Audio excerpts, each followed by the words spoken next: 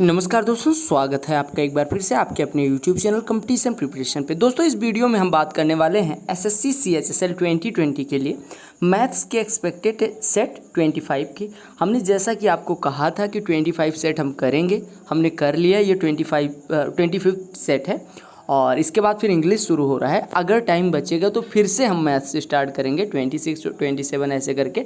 फिर से हम आपको 25 सेट और या जितना भी प्रोवाइड कर पाऊंगा उसके बाद वो प्रोवाइड कर दूंगा। बशर्ते मैंने आपको 25 सेट कहा था, 25 सेट आज आपका अंतिम सेट है। लगातार 25 दिन से डेली आपको एक वीडियो मिल रही है, एक PDF भी मिल जा रहा है, तो 25 सेट ये कंप्लीट कर लिए गए हैं। अब इसके बाद इंग्लिश का नंबर है वो भी शुरू करी जाएगी। जितना सपोर्ट आप दिखाएँ, क्योंकि हम 30,000 माइलस्टोन है एक मेरे लिए, और वो टच करने वाले हैं। जितना ज़्यादा आप शेयर करेंगे उतनी जल्दी हम टच कर पाएंगे उस माइलस्टोन के। और आप लोगों का साथ देने के लिए बहुत बहुत धन्यवाद। तो चलिए स्टार्ट करते हैं। अगर वीडियो पसंद आएगी तो वीडियो को लाइक करिएगा। और हाँ, अगर आपको PDF चाहिए है तो PDF के लिए जो टेलीग्राम चैनल की लिंक है वो डिस्क्रिप्शन में दी गई है, आप ज्वाइन कर लीजिएगा। वहाँ पे आपको PDF भी मिल जाएगा और कई सारी चीज़ें, अगर कोई नोटिफिकेशन होता है तो मैं वहीं पे शेयर कर देता हूँ, तो आप वहाँ वो भी पा सकते हैं। तो चलिए स्टार्ट करते हैं। कहा गया if 4/5 of a number exceeds its 3/4 by 8 then the number is. कहा गया कि किसी संख्या का 4/5वां भाग यानी 4/5 हिस्सा उसके 3/4 हिस्से से 8 अधिक है तो संख्या क्या है। देखो, अगर किसी संख्या के 4/5 भाग की बात करें और उसके 4/5 में से उसका 3/4 घटाएं तो कितना आएगा। आप कहेंगे 4 चौको 16, 5 तिया 15, 16 - 15 1/5 चौको 20। यानी कि आपसे कहा गया कि उस संख्या का 1/20वां हिस्सा 8 है। अगर अधिक की बात की गई यानी इन दोनों का अंतर कितना है, 8 है। यानी कि अगर इन दोनों का अंतर निकालेंगे तो 1/20, यानी संख्या का 1/20 भाग 8 है तो संख्या कितनी हो जाएगी, 20 × 8 यानी कि 160। समझ में आ गया। अगर आपको लगेगा कि ये क्वेश्चंस बहुत इजी हैं तो मैं आपको बता देना चाहता हूँ, एग्जाम जो एक्चुअल एग्जाम होगा उसमें इससे कहीं भी लो लेवल के आपको क्वेश्चंस देखने को मिलेंगे। हमने 25 सेट में जो क्वेश्चंस करे हैं उनका लेवल मैंने कई सेट में ऐसा रखा है जो एग्जाम से 1-2 लेवल ऊपर है और कई सेट में एग्जाम लेवल का ही रखा है। ये सेट आपका एवरेज सेट होगा, हम कह सकते हैं कि टफ। अच्छा, हिंदी वाले भाई गुस्सा आ रहे थे कि सर हिंदी में क्वेश्चंस नहीं मिलते। मैं आपको बता देना चाहता हूँ आगे के जो भी सेट होंगे वो हिंदी इंग्लिश दोनों में होंगे, यानी बाइलिंगुअल होंगे। देखिए, कहा गया द रेट ऑफ डिस्काउंट, यहाँ पे 546 कर लीजिएगा, यहाँ पे थोड़ा सा गलत दिया गया। कहा गया the rate of discount being given on a shirt where selling price is 546 after deducting ये discount of 109 on its market price is. कहा गया कि किसी वस्तु पे 109 रुपये की छूट देने के बाद जो सेलिंग प्राइस आता है 546 रुपये, यानी आपको डिस्काउंट कितने का दिया गया, 109 रुपये का, और सेलिंग प्राइस है कितने का, 546 रुपये का। अगर 109 रुपये की छूट देने के बाद कोई वस्तु 546 की बेची जाती है तो उसका मार्केट प्राइस कितना रहा होगा, डिस्काउंट प्लस सेलिंग प्राइस, यानी 109 प्लस 546, यानी ये हो गया 655। समझ रहे हो। अब आपसे क्या कहा गया कि मेरे भाई 655 रुपये की वस्तु थी, कितने की वस्तु थी, 655 रुपये की वस्तु थी, और उस पर 109 का डिस्काउंट मिला है। तो आपसे कहा गया कि कितने % का डिस्काउंट दिया गया। तो आप कहेंगे डिस्काउंट परसेंटेज कितना हो जाएगा। आप कहेंगे डिस्काउंट परसेंटेज बराबर होता है डिस्काउंट अपान मार्केट प्राइस, यानी 655 और गुणे 100, यही हो जाएगा। 109 से काटेंगे तो 109 छक्के 654 हो जाएगा, लगभग 655 के बराबर। और 100/6% आपको पता है कि 16% के बराबर होता है, यानी 16% से थोड़ा ज़्यादा होगा, लेकिन यहाँ पे 6 पॉइंट समथिंग आएगा और 6 पॉइंट समथिंग से 100 में भाग करेंगे तो आपका 16% करेक्ट आंसर हो जाएगा। ठीक है, अगले प्रश्न पे आते हैं। कहा गया if the ratio of two numbers is 1:5 and their product is 320 then the difference between the squares of these two numbers is. यानी दो संख्याओं का अनुपात 1:5 है, यानी पहली संख्या अगर x है तो दूसरी संख्या 5x है। कहा गया उनका गुणनफल यानी x × 5x आपको दिया गया 320, यानी आप कह सकते हैं x² बराबर 64। अगर x² 64 हो गया तो x बराबर आपका आ गया 8। अब x बराबर 8 आ गया तो आपसे कहा गया इन दोनों संख्याओं के वर्गों के बीच का अंतर, यानी आपसे पूछा गया 5x का स्क्वायर करिए और x का स्क्वायर करिए और दोनों का अंतर लीजिए तो कितना हो जाएगा, 25x² माइनस x² यानी 24x², और 24x² की वैल्यू पूछेगी तो आप यहाँ पे वैल्यू रखेंगे, ये हो जाएगा 24 × x² यानी कि 64। तो 24 छक्को 96, हासिल आएगा 9, 24 छक्के 144, 9 153, तो आपका आंसर हो जाएगा 1536। समझ आ रहा है। अगले प्रश्न पे आते हैं।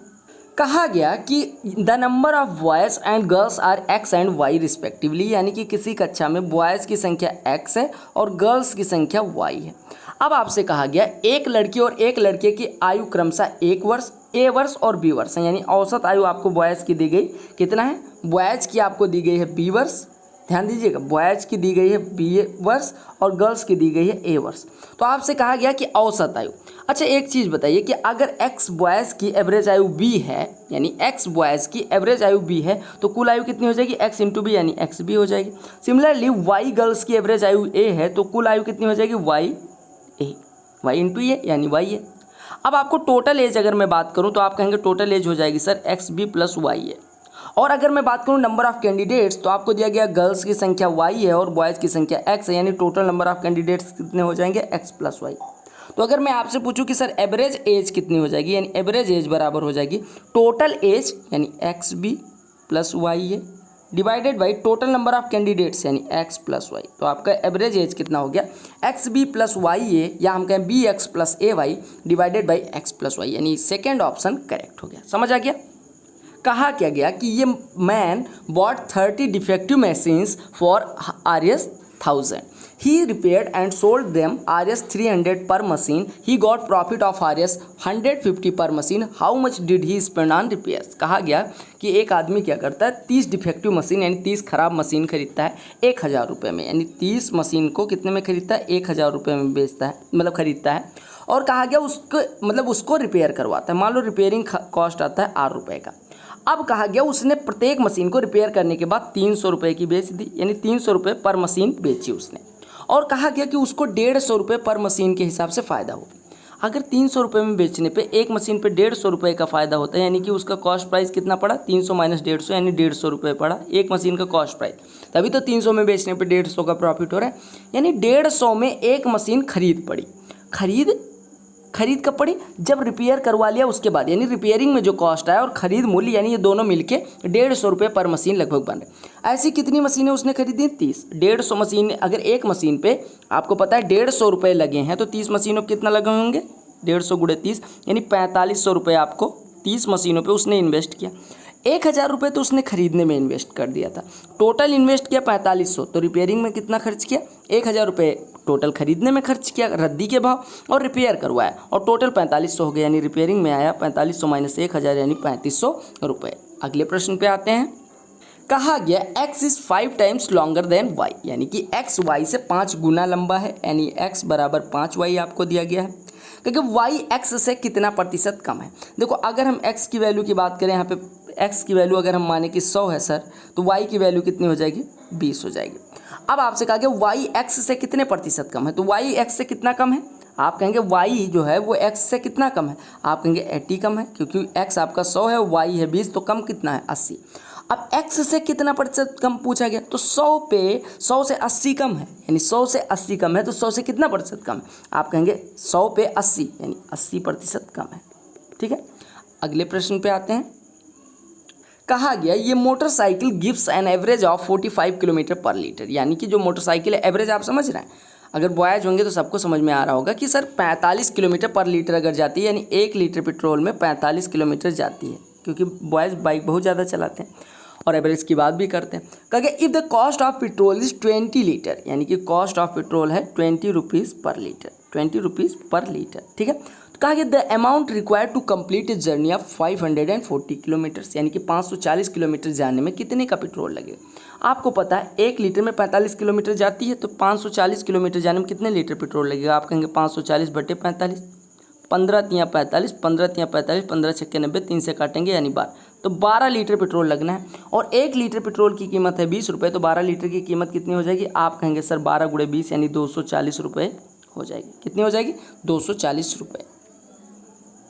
कहा गया ये sum of money amounts to 6655 at the rate of 10% compounded annually for 3 years, the sum of money. कहा गया कि एक धन 10% वार्षिक ब्याज की चक्रवृद्धि दर से, यानी कि चक्रवृद्धि वार्षिक ब्याज की दर से 3 वर्षों में 6651 हो जाता है। तो आपसे कहा गया कि कितना रुपया हो जाएगा, मतलब वास्तव में रुपया कितना था। मैं अगर आपसे कहूँ कि सर 1000 रुपये हो और 10% की दर हो, तो 3 साल में कितना हो जाता है, 1331। ये तो आपको याद ही होगा कि 1000 रुपये 10% चक्रवृद्धि ब्याज की दर से 1331 हो जाता है।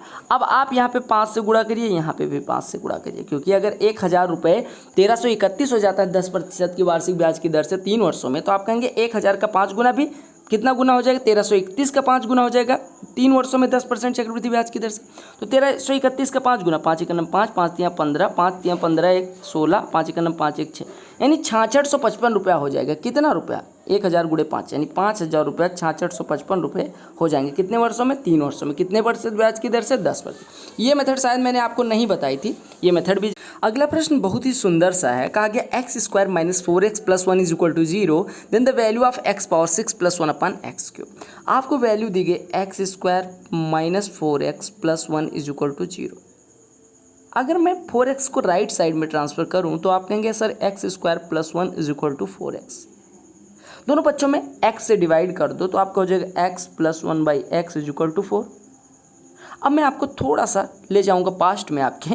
अगर x plus 1 by x is equal to a होता है तो आप कहते हैं sir x cube plus 1 upon x cube कितना होता है, a क्यूब माइनस 3 है, a क्यूब माइनस 3 यानी 4 का क्यूब 64 में से 12 घटेगा यानी 52।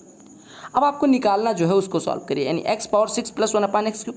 अंश में 2 पद हैं, हर को लेके अलग होइए, यानी ये हो गया x पावर 6 बटे एक्स क्यूब, यानी x cube plus 1 upon x cube. यही पूछा गया था और इसकी वैल्यू कितनी आ गई, 52। तो आपका आंसर कितना हो गया, 52। समझ आ गया। ये भी अलजेब्रा का बहुत ही सुंदर प्रश्न है, सारे सीजीएल में पूछे गए हैं। कहा गया a minus 2 plus 1 upon a plus 2 is equal to minus 1, then the value of a plus 2 का square plus 1 upon a plus 2 का स्क्वायर। अगर हम a प्लस 2 को x ज्यूम करें तो आपसे पूछा क्या गया है, x square plus 1 upon x square, ये तो पूछा गया। और इसकी वैल्यू इनके कभी निकलेगी जब आपके पास या तो x माइनस 1 बाई एक्स हो या तो x प्लस 1 बाई एक्स हो। ठीक है, आप यहाँ पे देख पा रहे होंगे कि हमारे पास यहाँ पे तो 1 अपान एक्स है, लेकिन यहाँ पे क्या एक्स है, नहीं है। तो आप यहाँ पे a प्लस 2 बनाइए, यानी यहाँ पे हो गया a प्लस 2 और प्लस 1 अपान a प्लस 2, और आपका ये माइनस 2 बचा ही है, और साथ में जो इधर 2 जोड़ा वो दाएं साइड में भी तो माइनस। अगर देखो मैंने क्या कहा कि सर a माइनस 2 को हम a यहाँ लिखते हैं, माइनस 2 यहाँ लिख लेते हैं, कोई दिक्कत। अब 2 इस पक्ष में अगर नया जोड़ा तो 2 इस पक्ष में भी जोड़ना पड़ेगा। समझ आ रहा है। अब देखिए आपको क्या करना है, यहाँ से आपका हो गया a plus 2 plus 1 upon a plus 2 is equal to minus 2 को भी इधर भेज दीजिए, यानी 2 माइनस 1 और प्लस 2, यानी कि 2 2 4 में से एक जाएगा 3, यानी आपका हो गया a plus 2 plus 1 upon a plus 2 is equal to 3। तो आपसे पूछा गया a प्लस 2 का square plus 1 upon a plus 2 का स्क्वायर, यानी x plus 1 by x is equal to 3 दिया गया। तो x square plus 1 by x square कितना हो जाएगा, 3 का स्क्वायर माइनस 2 यानी 9 माइनस 2 7 हो जाएगा। समझ आ गया। अच्छा, आपको जो PDF मिलता है उसमें हमारे टेलीग्राम चैनल की भी लिंक होगी, फेसबुक पेज की भी लिंक होगी, ये आपको सपोर्ट करना है। और टेलीग्राम पर, इंस्टाग्राम पे अगर आप मैसेज करना चाहें तो आप यहाँ पे कर सकते हैं। तो फेसबुक पेज लाइक कर लीजिएगा अगर आप फेसबुक यूज़ करते हैं तो, अदरवाइज़ कोई बात नहीं। और हाँ, ज़्यादा से ज़्यादा PDF शेयर कर दिया करो, भले कोई क्लास ना देखे, एटलीस्ट तो प्रैक्टिस तो कर पाएगा। कहा गया कि if under root of 1 plus x upon 144 is equal to 13 by 12 then x equals to, दोनों पक्षों का स्क्वायर कर दो तो ये हो जाएगा 1 plus x by 144 is equal to ये 169 बटे 144 हो जाएगा। 13 का स्क्वायर 169, 12 का स्क्वायर 144, और 169 बटे 144 को आप लिख सकते हैं 1 सही 25 बटे 44 लिख सकते हैं, कोई दिक्कत, यानी 1 सही 25 बटे 144, यानी आप 1 सही 25 बटे 144 को लिख सकते हैं 1 प्लस 25 बटे 144, और ये बराबर किसके आ रहा है, 1 प्लस एक्स बाई 144। 1 1 कट गया दोनों पक्षों का, कलर चेंज करना पड़ेगा। और आपको पता है 144 से 144 कट गया, यानी x की वैल्यू कितनी आ गई, 25। तो आपकी x की वैल्यू कितनी आ गई, 25। समझ आ गया। आपसे कहा गया if O is the in centre of triangle PQR and POR is equal to 115 degree, then PQR की वैल्यू क्या होगी। कहा गया एक त्रिभुज PQR है जिसका अंतः केंद्र O है। आपसे कहा गया ये PQR है, ये P है, ये Q है, ये R है, और इसका अंतः केंद्र O है। तो आपसे कहा गया कि सर अगर POR की वैल्यू, यहाँ पे उल्टा थोड़ा सा फिगर बना लिया है, ये P कर दीजिए, ये R कर दीजिए, एक Q ले लीजिए, वैसे भी कर सकते थे लेकिन फिगर थोड़ा उल्टा हो जाता। और ये आपका O दिया गया है, आपको दिया गया POR जो एंगल बन रहा है, यानी ये वाला एंगल, ये दिया गया 115 डिग्री, 115 डिग्री। तो आपसे PQR की वैल्यू पूछेगी। ध्यान दीजिएगा, अगर आपको POR दिया गया, O इन सेंटर है, तो आपका कोण POR बराबर होता है 90 प्लस कोण PQR बटे 2, ये होता है। POR की वैल्यू कितनी दी गई, 115 इज इक्वल टू 90 प्लस कोण PQR बटे 2। ठीक है, अगर इसको इधर ट्रांसफर मारेंगे 115 में से 90, 25 इज इक्वल टू हो गया कोण PQR बटे 2, यानी कोण PQR बराबर कितना हो गया, 25 गुणे 2 यानी 50 अंश। समझ आ गया। यानी अगर आपको ये 115 दिया गया तो इसमें से 90 घटाइए 25 हो जाएगा, 25 का दूना कर दीजिए तो ये कोण मिल जाएगा, यानी 50 मिल जाएगा। ठीक है, एग्जाम में इतना कुछ लिखना नहीं है आपको। कहा गया the in radius of a triangle is 4 centimetre and it's area is 34 square centimetre, the perimeter of the triangle is. कहा गया कि एक जो ट्राइंगल है, एक त्रिभुज है, उसकी अंतः त्रिज्या 4 है, यानी r बराबर दिया गया 4 सेंटीमीटर, और जो उसका एरिया दिया गया वो 34 वर्ग सेंटीमीटर दिया गया। आपसे कहा गया त्रिभुज का परिमाप। ये क्वेश्चन इस वजह से मैंने उठाया क्योंकि आपको पता होना चाहिए कि r बराबर होता है एरिया अपान सेमी पेरीमीटर, यानी r बराबर डेल्टा अपान एस, जहाँ पे डेल्टा होती है area and s is half peri या सेमी पेरीमीटर। ठीक है, अब यहाँ से आपको s निकालेंगे तो आप कहेंगे डेल्टा बटे r, यानी कि 34/4 यानी 8.5। लेकिन किसी ट्राइंगल का जो पेरीमीटर होता है वो होता है 2s, यानी कि 2 × 8.5 यानी 17 सेंटीमीटर, यानी पेरीमीटर कितना आ गया 17 सेंटीमीटर। कहा गया कि अगर tan theta plus cot theta is equal to 0 then the value of tan n theta plus cot n theta क्या होगी। ठीक है, देखो आपको मैं एक चीज़ बता देना चाहता हूँ सर कि tan theta plus cot theta is equal to 2, यानी आपके पास यहाँ पे tan के पावर n थीटा कर लीजिएगा और कॉट के पावर n थीटा कर लीजिएगा। ये क्वेश्चन था tan power n theta cot power n theta.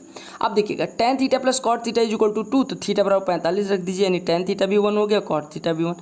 अगर tan थीटा 1 हो गया तो 1 पावर n यहाँ पे आ रहा है, और प्लस सिमिलरली यहाँ पे भी 1 के पावर n आ रहा है, यानी 1 power n 1 plus 1 power n 1 1 1 2। यहाँ पे आपको एक चीज़ कर लेना है, tan power n theta plus cot power n theta, या tan power n theta plus cot power n theta की वैल्यू पूछी गई थी। टाइम एंड वर्क का बड़ा सुंदर सा प्रश्न कहा कि certain number of man can do a piece of work in 60 days. मान लेते हैं एक्स मैन कितने दिन में करते हैं, 60 डेज में करते हैं, क्योंकि if there were 6 more man the work can be finished in 20 days. यानी कि अगर 6 और आदमी होते यानी x + 6 होता तो काम हमारा 20 दिन में हो जाता। तो आपसे कहा गया कि कार्यरत व्यक्तियों की संख्या कितनी है। देखिए अगर x + 6 आदमी 20 दिन में कोई कार्य कर सकते हो, x आदमी 60 दिन में, यानी x + 6 आदमी इसके 3 गुने के बराबर काम करते होंगे, तभी 1/3 दिन लगा, यानी x + 6 को हम लिख सकते हैं 3x, क्योंकि 3x के बराबर ये काम करते हैं, यानी x + 6 बराबर 3x, यानी 2x = 6, यानी x बराबर हो गया 3। तो कहा गया कार्यरत व्यक्तियों की संख्या, यानी आपको निकालना था कि कार्यरत व्यक्तियों, अच्छा 20 दिन पहले, ठीक है ये भी कर लीजिए, यानी कि आपका हो गया x बराबर 3। ये कब, जब 20 दिन में पूरा हो जाता है, यहाँ पे 20 दिन में कर लीजिएगा, तब ये दूसरा क्वेश्चन बन गया। मैंने ध्यान से पढ़ा नहीं। दूसरा क्वेश्चन क्या बन रहा है कि कुछ व्यक्ति किसी काम को 60 दिन में कर सकते हैं, यानी x व्यक्ति 60 दिन में कर सकते हैं। क्योंकि 6 और व्यक्ति आ जाएं यानी x + 6 हो जाए तो काम 20 दिन पहले पूरा हो सकता है, यानी 40 दिन। अब आप यहाँ से देख पा रहे होंगे कि सर ये अगर 40 दिन ले रहे हैं, यानी इसके दिन के हिस्से का 1.5 हिस्सा, मतलब आप समझ रहे हैं, यानी कि इसका 2/3 दिन ले रहे हैं। यानी आप ऐसे करिए कि अगर ये x आदमी 60 दिन में करते हैं, x + 6 आदमी 40 दिन में करते हैं, तो आप कह पाएंगे सर कि x आदमी द्वारा 60 दिन में किया गया कार्य यानी 60x हो जाएगा, और 40 दिन में x + 6 आदमी द्वारा किया गया कार्य 40 × x + 6, 40 से काटेंगे 1.5 हो जाएगा, यानी 1.5x बराबर x + 6, यानी कह सकते हैं 0.5x = 6, यानी x बराबर हो जाएगा 6 दूनी 12। x बराबर कितना हो गया 12। यही आपसे पूछा गया था कि शुरुआत में कितने व्यक्ति कार्य कर रहे थे। कहा गया कि if a² = b + c, b² = c + a, c² = a + b, तो आपको वैल्यू निकालनी है 3 times of 1/a + 1 + 1/b + 1 + 1/c + 1। ध्यान दीजिएगा। अच्छा यहाँ पे अगर मैं आपसे कहूँ कि सर a बराबर b बराबर c तीनों बराबर 0 कर दो, समझ रहे हो, तीनों बराबर 0 कर दो, या मैं कहूँ कि सर a बराबर b बराबर c केवल करो, तो आप यहाँ पे करोगे तो ये आप जाएगा a² बराबर 2a, यानी कि आपका a बराबर 2 आ जाएगा। अगर a बराबर 2 हो गया तो a b c तीनों 2 हो जाएंगे। अब आपको पता चल गया a b c तीनों की वैल्यू 2 है, तो आपका हो जाएगा 3 टाइम्स ऑफ 1/a + 1 यानी 1/3 + 1/3 + 1/3, और 3 बार 1/3 जोड़ोगे तो हो जाएगा 3 × 3/3, यानी 3 3 कट गया, यानी आपका आंसर हो गया 3। तो आपका आंसर कितना हो गया 3 हो गया, समझ रहे हो, यानी आपका आंसर कितना हो गया मेरे भाई 3 हो गया। ठीक है, यानी a बराबर b बराबर c अगर आप पुट कर दोगे तो आप कहोगे मेरे भाई कि इसकी वैल्यू कितनी हो गई। अच्छा हाँ, यहाँ पे 0 ना पुट करना, क्योंकि 0 का स्क्वायर नहीं होता, अनडिफाइंड हो जाएगा। ठीक है, तो 0 पुट करोगे तब भी आपका सेटिस्फाई होगा केस, लेकिन आपका तब आंसर कुछ और आने लग जाएगा। और वो क्यों, क्योंकि a² यानी 0² अनडिफाइंड है, 0 का स्क्वायर कितना हो जाएगा 0 × 0, 0 × 0 या 0/0 या ∞/0 या 0/∞ अपरिभाषित है। ठीक है, तो आप क्या करेंगे a बराबर b बराबर c रखेंगे, तीनों की वैल्यू 2 आ जाएगी, पुट कर देंगे, आपका आंसर आ जाएगा। देखो बहुत सुंदर सा प्रश्न है और इस प्रश्न को मैं कहूँगा इस सेट का सबसे अच्छा प्रश्न, शायद आपने किया भी हो। क्या कहता है, area of a triangle A B C is 10.8 centimetre square if C P is equal to P B and 2 AQ is equal to Q B, then the area of triangle A P Q क्या होगा, यानी ए P Q का क्षेत्रफल निकालना। देखिएगा बड़ी शांति से करेंगे, सब कुछ समझ में आपको आना चाहिए। देखिए आप एक ट्राइंगल ड्रा करिए इस तरह से, ठीक है। अब देखिए इसको नामकरण करिए ए बी एंड सी। आपको एक बिंदु P इस प्रकार से दिया गया कि C P is equal to P B, यानी P मिड पॉइंट हो जाएगा। अगर सी पी बराबर पी बी है तो ये मिड पॉइंट हो गया, मिड पॉइंट हो गया, यानी ये 1:1 के अनुपात में डिवाइड करेगा। और कहा गया 2AQ is equal to Q B, यानी कि अगर हम बात करें इसकी तो ये Q बिंदु है और AQ और 2AQ बराबर क्यू बी है, तो हम कह सकते हैं AQ बटे क्यू बी बराबर 1/2, यानी AQ और क्यू बी का अनुपात हो गया 1:2, यानी अगर ये 1 अनुपात है तो ये 2 अनुपात है। अब ध्यान से देखिए, आपसे किस त्रिभुज का क्षेत्रफल पूछा गया, ए पी क्यू, यानी ए पी को पहले मिलाइए, फिर इसी से क्यू को मिला देंगे तो आपको इस क्षेत्रफल को निकालना है, ठीक है। अब आप ध्यान से देखिएगा, कुछ भी नहीं करना, बस ओरली हो जाएगा, मौखिक हो जाएगा। मौखिक का माँ और ओरली का ओरली मैंने जोड़ दिया तो मोरली बोल दिया। जबकि मोरल मतलब क्या होता है, दिमाग से रिलेटेड या नीति से रिलेटेड। मोरल मतलब होता है अच्छी आदतें कह सकते हैं, ठीक है। देखिए आपको पता चल गया कि सर अगर P मिड पॉइंट है तो AP मीडियन हो गया, AP मीडियन हो गया तो ABC के 2 बराबर भागों में बांटेगी। ABC का पूरा क्षेत्रफल 10.8 है, यानी ये हो गया 5.4, तो पूरा ABP भी 5.4 हो गया। अब आपसे क्षेत्रफल पूछा गया APQ का। अब आप APQ को देखिए, जो हमारा Q बिंदु है ये AB को 1:2 के अनुपात में डिवाइड करता है, तो आप कहेंगे APQ का क्षेत्रफल जो होगा वो एक हिस्सा होगा आउट ऑफ 1/3। समझ रहे हो, यानी जिस अनुपात में डिवाइड हो रहा है उस अनुपात में इसका क्षेत्रफल भी होगा। यानी अगर इसका क्षेत्रफल की बात करें 1 है तो इसका क्षेत्रफल कितना हो जाएगा 2, यानी कि आपका जो APQ का क्षेत्रफल होगा, यानी एरिया ऑफ APQ वो हो जाएगा एक हिस्सा आउट ऑफ 1 और 2 3, यानी 1/3 हिस्सा ऑफ किसका, इस ट्राइंगल का, यानी APB के हिस्से का 1/3 हिस्सा होगा, यानी ट्राइंगल APB। और APB का क्षेत्रफल कितना दिया गया 5.4, यानी हो गया 1/3 हिस्सा 5.4, यानी हो गया 1.8 सेंटीमीटर स्क्वायर। तो आपको ये समझना है, मैं आपको यहाँ पे कॉन्सेप्ट बता दे रहा हूँ। देखो फिर से मैं रिवाइज कर दे रहा हूँ कि देखो अगर ये मिड पॉइंट था तो इसको 2 बराबर भागों में बांटेगी माध्यिका AP, और आपको पता है ये 1:2 के अनुपात में, अगर 1:2 के अनुपात में तो इनका क्षेत्रफल भी 1:2 के अनुपात में होगा। यानी अगर ये एक हिस्सा है तो ये 2 हिस्सा, दोनों मिलकर 3 हिस्सा, 3 बराबर 5.4, तो 1 पूछा गया था, यानी 1 बराबर 1 कहा गया। ABCD इज अ ट्रेपेजियम, यानी समलम चतुर्भुज है। ABCD बना लीजिए, समलम चतुर्भुज बना है लेकिन मैं फिर भी यहाँ पे बना दे रहा हूँ, ये समलम चतुर्भुज। क्या AD पैरेलल टू BC, यानी ये AD है, ये BC है, ये आपको दिया गया 10, ये दिया गया आपको 45 अंश। और AB बराबर DC, AB बराबर DC, यानी AB भी जो आपका है ये भी 10 है। तो आपसे कहा गया AD से BC की दूरी ज्ञात करिए। AD से BC की दूरी अगर आपको निकालना है तो यहाँ से इस पर परपेंडिकुलर ड्रा कर देंगे। अगर ये 45 अंश है तो अगर ये दोनों भुजाएं बराबर हैं तो ये भी 45 अंश हो जाएगा। अगर ये 45 हो गया, ये 90 हो गया, तो आपको पता है ये भी 45 हो जाएगा। और अगर ये 45 है, ये 45 है, ये 10 है, तो ये 10/√2 हो जाएगा। यानी आपकी दूरी कितनी हो जाएगी 5√2। समझ में आ गया, यानी 5√2 मीटर। क्यों हुआ ऐसा, मैं थोड़ा सा जूम कर रहा हूँ फिर समझा रहा हूँ। देखिए इस फिगर में समझिए, अगर ये 10 है, ये 10 है, ठीक है, दोनों 10 दिए गए। अब यहाँ से परपेंडिकुलर ड्रा करेंगे, अगर ये दोनों भुजाएं बराबर होंगी तो आपका ये आयत मिल जाएगा, ये 90, ये 90। अब आप देखिए अगर ये 45 अंश है, आपको पता है कि ये कितना हो जाएगा 45, क्यों, क्योंकि ये 45 है, ये 90 है, तो ये 45 हो जाएगा।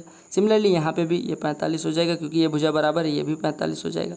ठीक है, अब आप एक चीज़ बताइए, देखिए अगर ये 10 है, इसको A माने, इसको A माने, तो आपको पता है A² + A² बराबर 10। पाइथागोरस लगाइए, यानी 2A² बराबर 10, यानी A² बराबर 5। अगर A² बराबर 5 है तो आपका कितना, 10 का स्क्वायर, सॉरी 100, तो 100 का आधा 50, यानी A² बराबर 50, तो A बराबर कितना हो जाएगा √50, यानी 5√2। समझ आ गया होगा। अच्छा, हमने हाइट एंड डिस्टेंस के कोई क्वेश्चन नहीं किए थे, तो आज वो भी देख लो। कहा गया from the top of a building 60 metre high the angle of depression of the top and bottom of a tower are observe 30 degree and 60 degree. अगर दोनों अवनति कोण है तो यानी कि जो हमारा टावर है वो जो दूसरे टावर पे जिस पे हम देख रहे हैं उससे ऊंचा है, तभी अवनति है, तभी निगाह झुका के देखेंगे। आप किसको निगाह झुका के देखते हैं, जो आपसे छोटा होता है। देखिए आपको कुछ इस प्रकार से दिया गया कि जो शीर्ष का कोण है वो कितना है 30 अंश है, और ये वाला कोण 60 अंश है, और इसकी ऊंचाई दी गई है कितने 60 मीटर। अब अगर ये 60 है, ये 60 अंश है, ये 60 है, ये 60 अंश है, तो ये कितना हो जाएगा 20√3, ठीक है। अगर ये 20√3 है तो ये भी 20√3 हो जाएगा क्योंकि दोनों पैरेलल। अब ये 20√3 है, 30 है तो ये कितना हो जाएगा 20। आपको पता है यहाँ से यहाँ तक 20 पूरा 60, तो ये कितना हो जाएगा 40। यानी दूसरे वाले भवन की लंबाई कितनी, ऊंचाई कितनी हो जाएगी 40 मीटर। देखिए मैं यहाँ पे ट्रिक नहीं, मतलब ट्रिक क्या बहुत तेज़ करने की कोशिश कर रहा हूँ क्योंकि मैंने आपको बेसिक्स करवा दिए हैं। चाहे प्रीवियस ईयर पेपर्स आप देख लीजिए या जो चैप्टर मैंने बेसिक से कराएं उनकी प्लेलिस्ट अलग अलग टॉपिक वाइज आपको मिल जाएगी, तो वहाँ भी देख सकते हैं। कहा गया if a circle of radius 12 centimetre is divided into 2 equal parts by 1 concentric circle then the radius of inner circle. कहा गया एक वृत्त है, उसको 2 बराबर क्षेत्रफल में बांट दिया जाता है, किसके द्वारा, एक कंसेंट्रिक सर्किल के द्वारा। तो आपसे कहा गया कि आंतरिक वृत्त की त्रिज्या कितनी होगी। देखो अगर ये सेंटर कंसेंट्रिक मतलब एक ही सेंटर हो, यानी ये 12 दिया गया और इसकी रेडियस हम r मान ले रहे हैं। अब अगर ये 2 बराबर भागों में बांटा गया, यानी ये भाग जो है वो अंदर वाले वृत्त के क्षेत्रफल के बराबर होगा। यानी आपको दिया गया πr² बराबर, अगर बड़े वाले वृत्त का क्षेत्रफल निकालने जाओगे तो पाई इंटू 12 का स्क्वायर, और अगर इस रिंग का क्षेत्रफल निकालना है तो बड़े वाले वृत्त में से किसको घटाना पड़ेगा, इसको। या आप ऐसे कहिए कि अगर ये 2 बराबर पार्ट हैं तो अगर ये क्षेत्रफल 1 है तो ये वाला वृत्त भी 1 हो जाएगा। यानी आप कह सकते हैं कि अगर मैं बात करूँ सर कि अगर मैं कहने जाऊं कि आप एक काम करिए, जो बड़े वाले वृत्त का क्षेत्रफल है यानी पाई इंटू 12r², ये 2 गुना है किसका, अंदर वाले वृत्त के क्षेत्रफल का। अगर 2 गुना होगा, अगर ये पूरे वृत्त का बड़े वाले वृत्त का क्षेत्रफल 2 हो और इसका क्षेत्रफल 1 हो जाए तभी ये 1 होगा, यानी 1 1 ये दोनों बराबर भाग में तभी डिवाइड होंगे। यानी आप कह सकते हैं बड़े वाले वृत्त का क्षेत्रफल अंदर वाले वृत्त के क्षेत्रफल का 2 गुना है। ये क्यों किया अभी वो भी बता दे रहा हूँ। पाई पाई कट गया, यानी 2r² बराबर 12 का स्क्वायर, यानी r² बराबर 144/2 यानी 72, तो r बराबर हो जाएगा 6√2, r बराबर 6√2। देखिए क्यों किया मैंने ऐसा, देखिएगा एक क्षेत्रफल ये है, एक क्षेत्रफल मान लो इसकी रेडियस r है, स्मॉल r है, इसकी रेडियस कैपिटल R है। अगर आपको ऐसा दिया गया कि बराबर है तो आप बड़े वाले वृत्त का क्षेत्रफल निकालेंगे πr², उसमें से अंदर वाले वृत्त का निकालेंगे तो आपका रेडियस मतलब ये रिंग का क्षेत्रफल आ जाएगा, और ये बराबर आपको दिया गया अंदर वाले वृत्त के क्षेत्रफल के। अब इसको इधर ले आइए तो यानी पाई इंटू कैपिटल R² बराबर 2 times of pi into small r²। यही मैं समझाना चाह रहा था कि अंदर वाले वृत्त के क्षेत्रफल का 2 गुना होगा बड़े वाले वृत्त का क्षेत्रफल। तो ये थे 20 क्वेश्चन जो हमें करने थे। एक क्वेश्चन मैं आपको होमवर्क दे रहा हूँ, ये है आपका होमवर्क। आपको क्या दिया गया है क्वेश्चन में, ध्यान से देखिएगा कि cos x is equal to sine y and cot x minus 40 is equal to tan 50 minus y, then the value of x and y are. आपको दिया गया x बराबर 70, y बराबर 20, x बराबर 75, y बराबर 15, x बराबर 85, y बराबर 5 और x बराबर 80, y बराबर 10। एक चीज़ तो आपका क्लियर हो गया कि cos x बराबर साइन वाई होता है अगर x प्लस वाई बराबर 90। इतना मैं आपको हिंट दे रहा हूँ। ऐसे मैं आपको एक चीज़ दे रहा हूँ कि cot x बराबर cot y होता है अगर x प्लस वाई बराबर 90, यानी ये इनका सम कितना होगा, 90 होगा, और ऐसे इसका सम भी 90 होगा। तो आप आगे सॉल्व कर लीजिएगा, x और y के लिए वैल्यू निकालिएगा। कमेंट सेक्शन में आपको आंसर करना ही करना है। और हाँ, ये जो सब कुछ आपको दिख रहा है सब कुछ कर लेना है। टेलीग्राम चैनल तो ज्वाइन कर लेना है, फेसबुक पेज भी लाइक कर देना है, इंस्टाग्राम आईडी जो भी है अगर फॉलो करना होगा तो वहाँ पे कोई ज़रूरी नहीं है। अगर आप मैसेज करना चाहें कोई पर्सनल मैसेज तो कर सकते हैं, और आपको यूट्यूब चैनल सब्सक्राइब तो ज़रूर कर लेना है, ठीक है। इसी के साथ 25 सेट का वादा पूरा हुआ। आई होप आपको कम्प्लीटली 2500 सेट में मज़ा आया होगा और बहुत कुछ आगे आपको मिलता रहेगा। चैनल को सब्सक्राइब करें, शेयर करें। Bye bye, take care, all the best for all exams, वंदे मातरम।